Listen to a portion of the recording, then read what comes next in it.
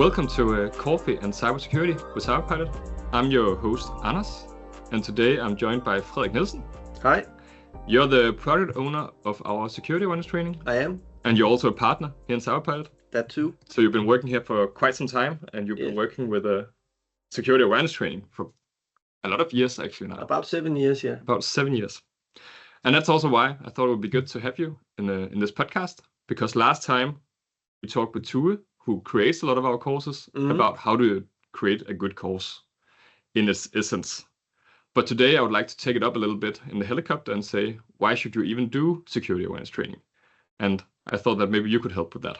Sure, I'd be happy to. So we talked a little bit about it before we started. So the first thing that is important is like, how should you even think about security awareness training? Because you talk to a lot of customers and you have some knowledge about how they think about it and some of the misconceptions, but also some of the good thoughts behind it. Yeah. So the whole idea here is that if you want to get started with awareness training, you have some sort of reason to do so. But before you start making decisions, you should consider, do I have the right perspective? Am I thinking about this in the right way? Because if you do that, then it will affect all of your decisions, what provider you choose, how you choose to establish it in the organization and follow up and simply nurse it. So all of those decisions will be affected by your perspective. So it's worth taking a step back and asking some good, deep questions about how you should think about it. Yeah, so even before you jump into it, you need to think about, why am I even doing this? Yeah. Yeah. And what are some of the reasons you meet for customers? Like, why do they start awareness training? Well, often you'll find that that customers, when they first start out, and if they are a first-time customer, if they're a second-time customer, they're coming from a different provider, then they've sort of learned a couple of lessons along the way. But if you're new at this, then you often have some sort of reason, and that often has to do with compliance. So if you come from a compliance perspective, the answer will be, we need to do training, because that's what you become compliant by doing. And you can actually do some pretty bad training and still be compliant. So you may have a mindset that we need to do training because we need to be compliant. And while that is part of the truth, I think you should mix it up a little bit, or change the perspective to saying, well, why is it that we want to do awareness training at all? And it shouldn't be just compliance. I would call that a side effect. And the real reason to do it is, of course, you want to have human beings to have a different kind of behavior. So you want to have them have good, secure IT habits and ditch the bad ones. Yeah. So when you're saying that, you're also saying that you want human beings to change. And that's a mouthful. Yeah. So if you only do it for compliance, then yes, you can check that box, but it's also wasting a lot of people's time if you don't have a goal of actually doing better security. You'll get superficial results, basically, because you're not going into this with the proper agenda. So focus on, you want to achieve behavioral change. That's also on a company, that's on an individual level, but as a company that would be on organizational level. So that's just the sum of all the employees or colleagues' behavior. So you should actually have a goal of changing each individual's behavior to a little bit better. Yeah. And then that mass effect will be that your organizational culture. And that's the goal of it. But then how do you actually do that? How do you get into that whole idea? Because that can also be a little bit fluffy, I guess. Like, how can awareness training do that? Yeah, so you have a lot of, let me start from this angle here. So in the IT world, you're very used to being able to get a certification for something. So if you're a developer, you can get certified for C+ or Java, and then you can go ahead and do that. You sort of earned that badge of honor. But with awareness training, it's a different beast. It's not about, it's less educational, and it's more about keeping, well, awareness high.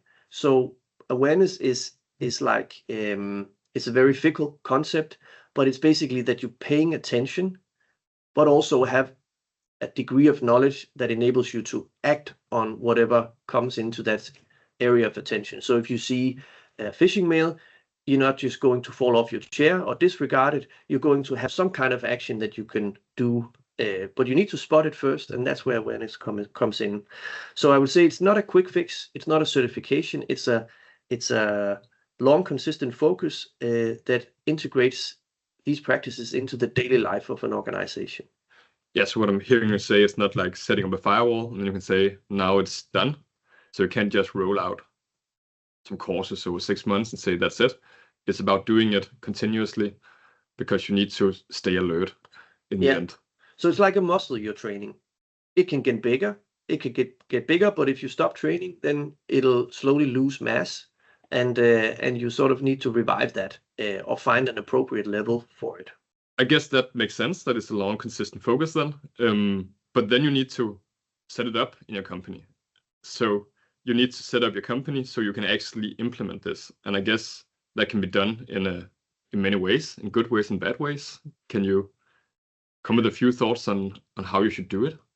Well, I think it's safe to say that IT security is not something that there's a few people in this world that actually love it because they are nerds and they think IT security is just a lot of fun.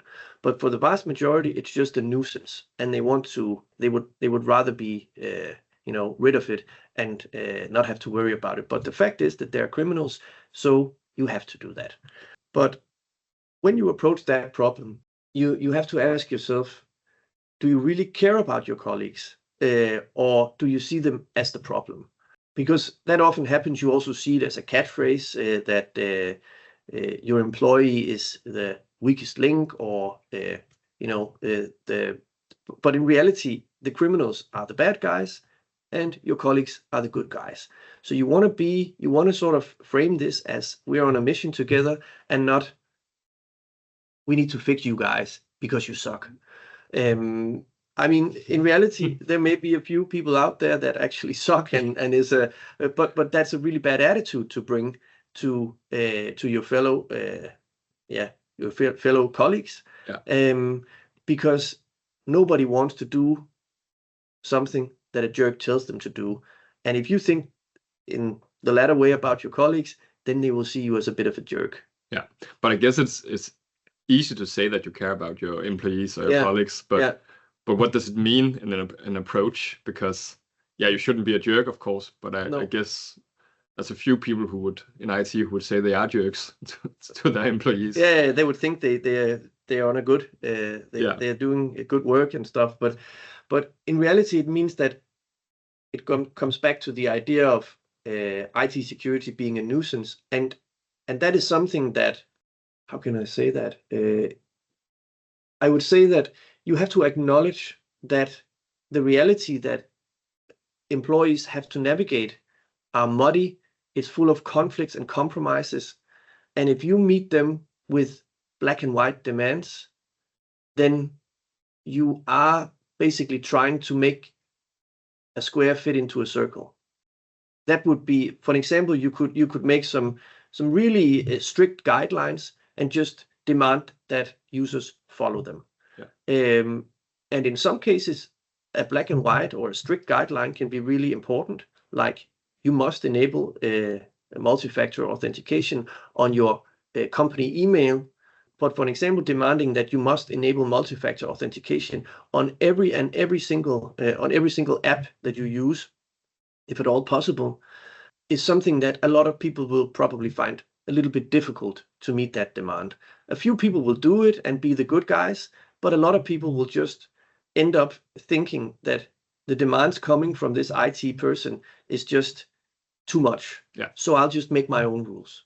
So if you don't acknowledge that users or employees have to navigate this, have to find compromises all the time, then you're making what is really a gray area very black and white, and then you're basically in conflict with their reality. And then that's another way of saying that you're not acknowledging their situation. And if you don't acknowledge the situation, again, you become the jerk.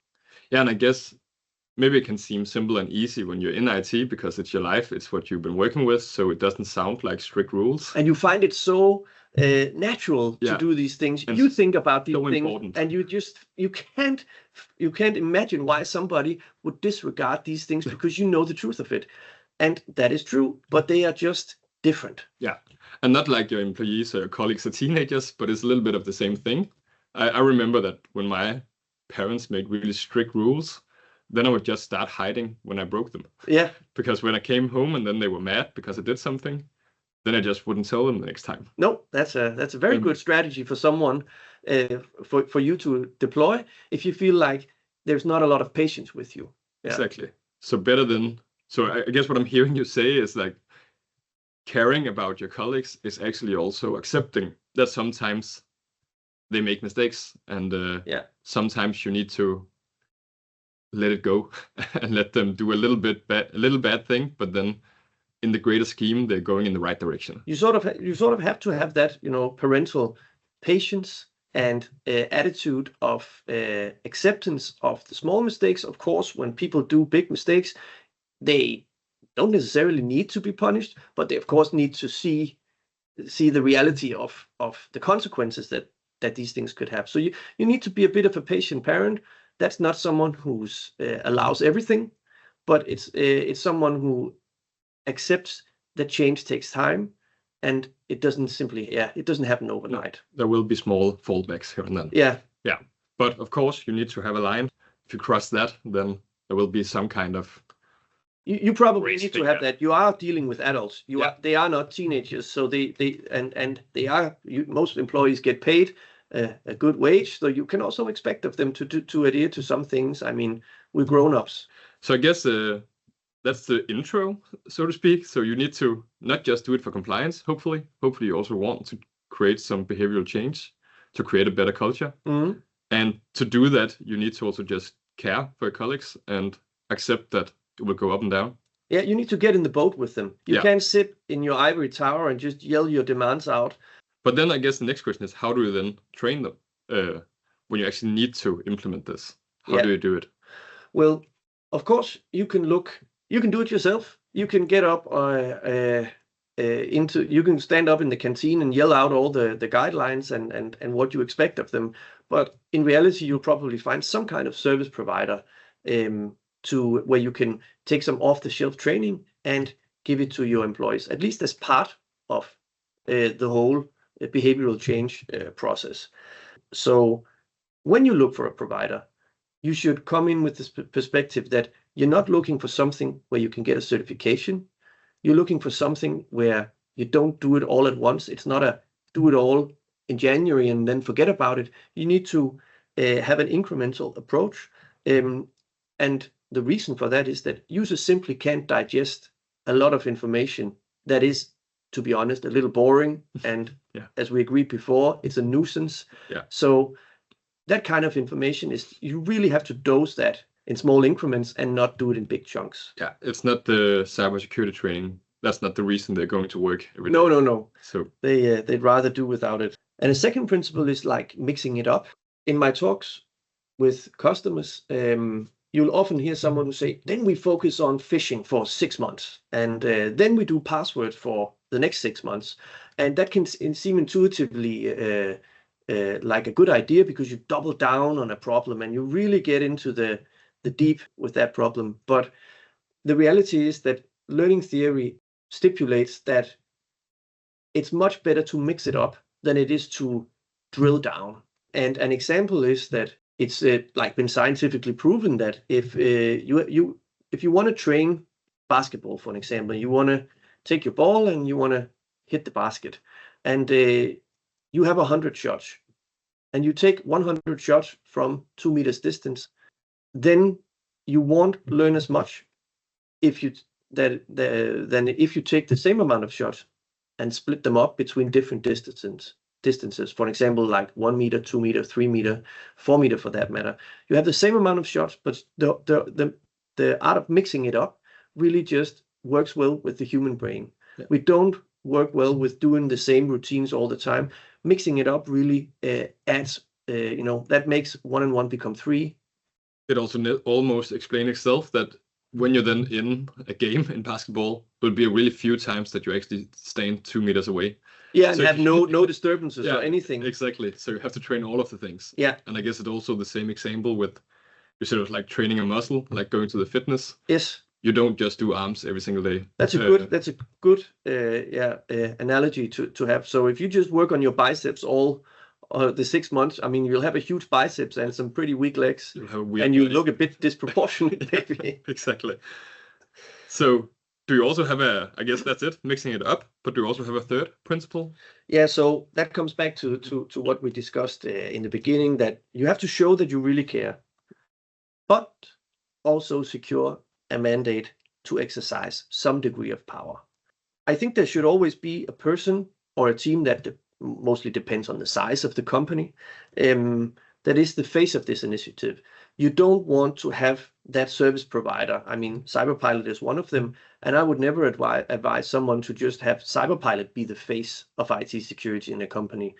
That's just a tool you buy to get some benefits, but there needs to be someone who's the face of this.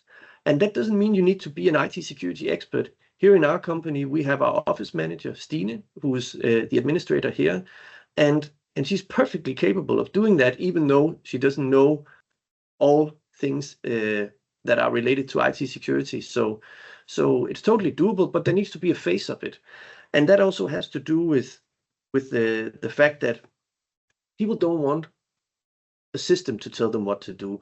That's so easy to disregard. I mean, just think about how you would react when a system tells you to do anything. But if someone, a significant other, another human being whom you respect or who you are, somehow socially tied to, that they tell you to do something, then you actually take it seriously and you go ahead and do that.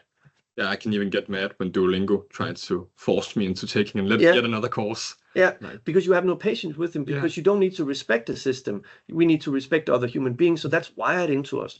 So, and beyond that, it's not just having the human face, it's also having that human being engage and be in the same boat, as I mentioned. And you can do that quite concretely by not just deploying training, but also keep asking users on a regular basis. So is this training helping you? Do you feel you know more about what to do? And what they will tell you is, if you actually open up, and that can be a little bit scary, because if you actually come and ask people about how they feel about RT security, if they have what they need, they may just tell you some hard truths that, well, those guidelines you made for me, they suck. I can't do them. I can't manifest them into a reality in any way. And they may say that, that the training that you've provided for them is bad. It doesn't help them in any way. So all of these things can be hard truths. And if you want it easy, you won't ask them. Yeah. You just deploy training to them and expect stuff of them. But if you actually engage with them, they may actually provide you with some really good insights. Yeah, then you actually get some feedback. Yes. And I guess that's today a lot of people start talking about automating everything. And of course, it's nice to automate all the things that make sense. But in the end, we also need somebody we can go to and somebody we can ask about things. So, even if we look into the next decade and we've automated every single part of it, you still need that person whom is the human anchor in the organization. Yeah. And ideally, that person won't have a lot of work to do. They can just be the poster boy for this initiative and not have to do all the hard work.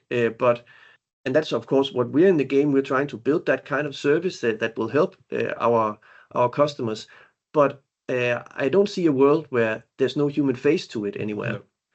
No, I guess that also goes with the whole thing we talked about in the beginning, that it's not just implementing awareness training and then it goes automatically. You need to know why you're doing it. You need to know that it's to change behavior, but then you also need to follow up when you go along with the whole training.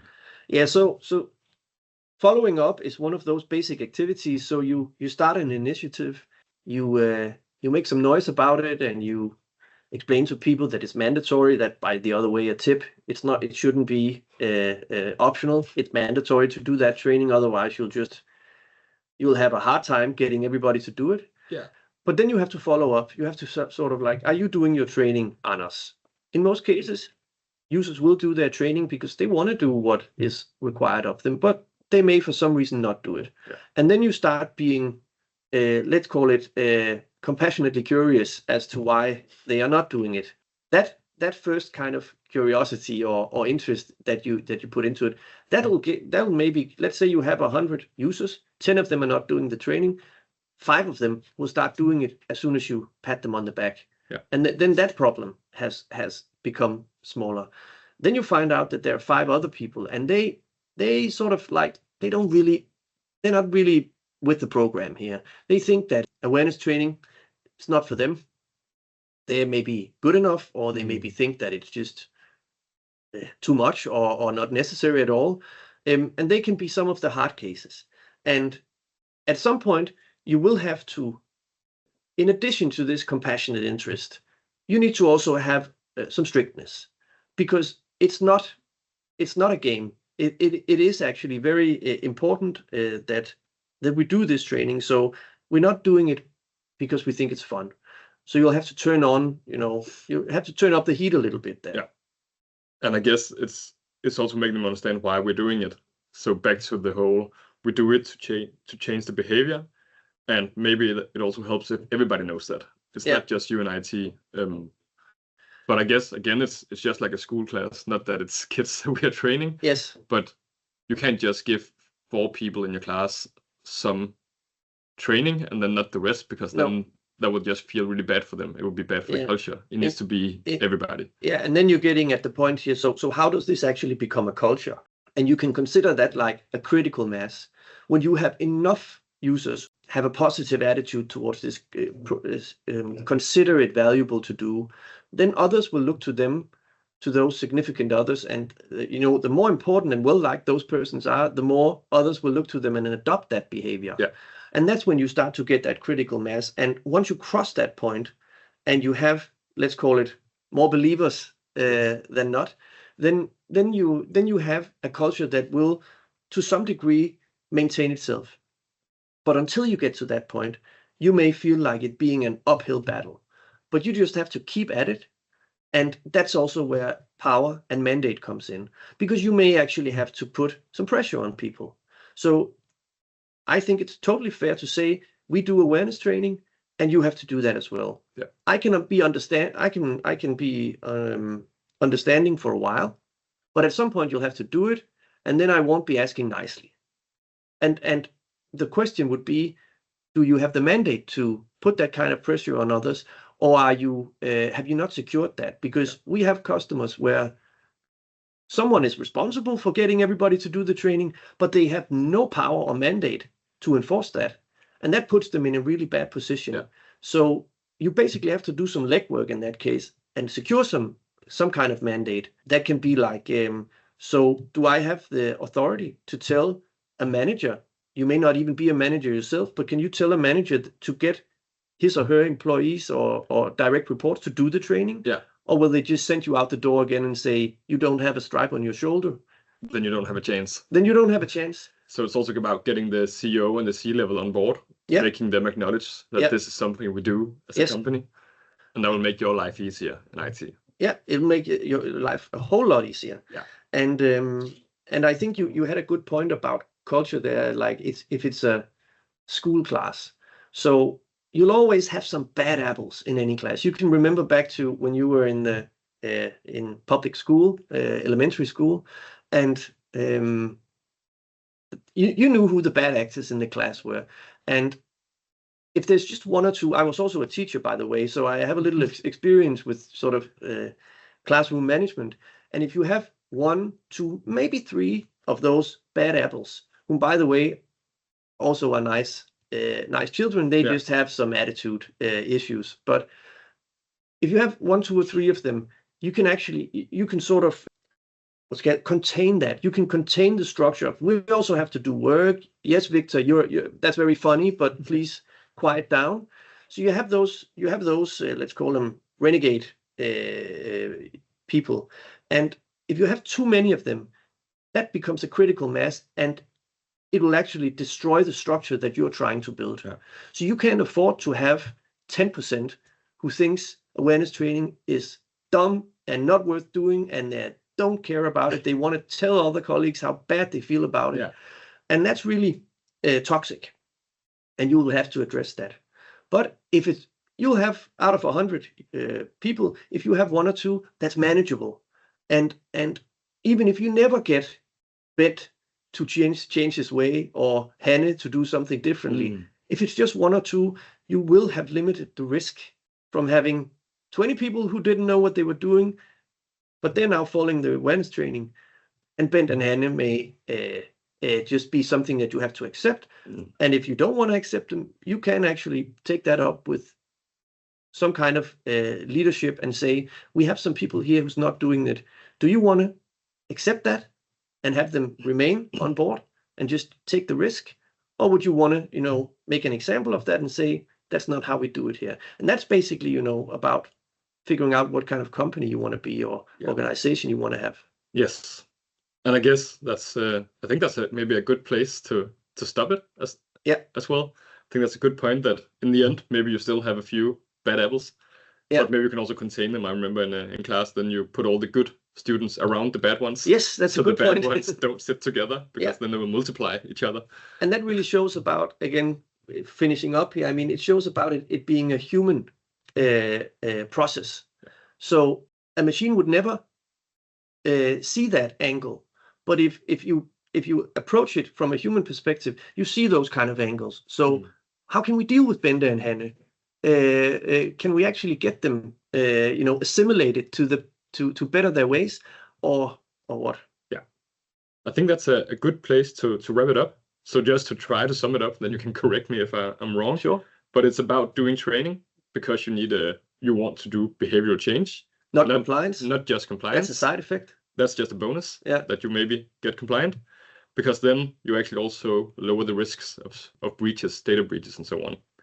Then you need to do it by actually caring about your colleagues. You need to have a face in the company. And then when you do the training, you need to do it in small chunks and mix it up. So it's not the same topic again and again and again, but do some different things. And again, you need to show that you care while doing this training, actually following up on it. Sure, I have nothing to add. Perfect. But then thank you for coming, Fredrik. And I hope you enjoyed it out there. And then we see you out there in the next episode.